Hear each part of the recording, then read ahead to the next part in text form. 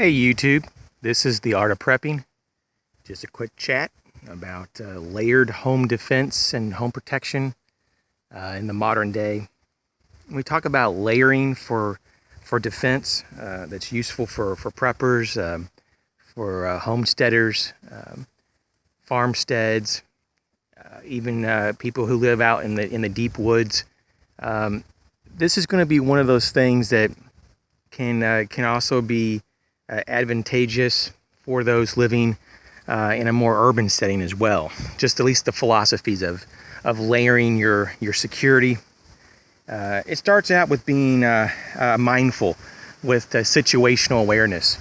And with that, you know, if you're aware of what's going on around you, you increase your reaction time dramatically. And you also be able to you'll have more options overall to select from, because you won't be stuck with just whatever is available at the very moment to bail you out, whatever the situation may be. So I would like to move on to the next level of layering is the outer perimeter of your property. If you're on your property, if you're in your car, it would be your car and the things around your car. But your fences, your signages, your gates are going to be kind of like your first line of defense in a lot of ways. Some people say your first line of defense is not to put out garbage and not to advertise on social media, and that's true too. But physically though, the barriers around your home, especially the physical barriers, the natural man-made barriers, are all very helpful in deterring someone to break into your home or have a home invasion or whatnot. So we have also motion detectors, cameras that are also helpful on the outside. Dogs, a very excellent idea. And then when we get to the home, we want that to be also just something that is not going to be a very fun and pleasant experience to break in. We want very heavily reinforced doors, quality locks. We want windows that are reinforced. It could be window bars, it could be safety film on the windows, it could just be very thick windows, a minimum of double pane windows, but definitely a triple pane also, maybe safety glass. And of course, any access panels to your home and to like your electric box, that should all be secured. Valuables should be layered in multiple defense and distributed throughout your home. It should be in a quality safe, in a wall or in a floor, or if it is a floor safe, have it concealed to some degree. Just don't have it, out in the open. Consider a decoy safe, and also layer the deception of your safe, in the sense that you may have your safe maybe in a hidden room or the back of a deep closet, and then it's even concealed in the closet. Maybe there's a old cardboard box that's over it, or have various levels to make it a little harder to find. You should also have a safe room, or at least a strong room in your home, and that could just be as simple as reinforcing a door on a bedroom, or making a separate hidden entranceway to a closet or another bedroom. But that particular room needs to be hardened in case you have to egress to that, because for whatever reason your situational awareness was low and you didn't have time to react to keep them out. So if they're in the home, you need to have the safe room to egress to, with provisions and a means of communication to call out for help.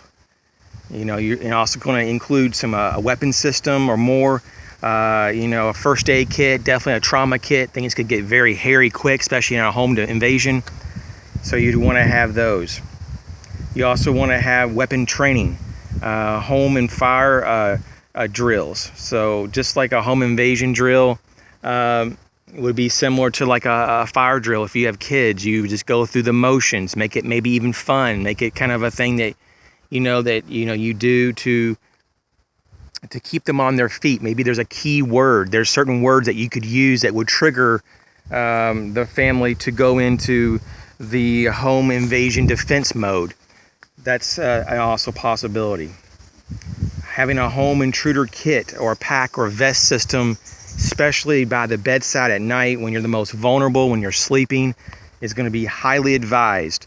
It's going to have something maybe of the nature of spare keys to your home and car, light sources, a weapon source, lethal and non-lethal at the minimum. If you have a rifle, you want to have a minimum of a sling and a white light attached to it. If you have a pistol, you want to have a holster system and a white light attached to that.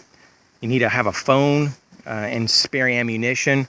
Doesn't have to be a lot of spare ammunition, but at least 1 or 2 magazines or 1 or 2 speed loaders at a minimum, because you don't know the amount of intruders and you don't know the longevity that you may have to hold them off. And going back to the keys, on your car keys, most cars, especially if you have an alarm system on your car and that can be activated from within your home, with most people can activate them. They have a pretty good range, at least the modern ones do, of the car alarm systems. You can activate that, create more noise, activate your home alarm system, which is also would be a part of reinforcing your home and making it as a deterrent. So with that, you could also improvise weapons, fire extinguishers, lamps, baseball bats. It can go on and on. So there's a lot of things that you got to consider, but the main thing is to keep the distance from these criminals, and to keep your family safe, and to always remember that there's always options if you plan ahead to use. If you don't create a plan and you don't create options, it's not going to be there when you need it. So those are my thoughts on this particular chat about layering home protection.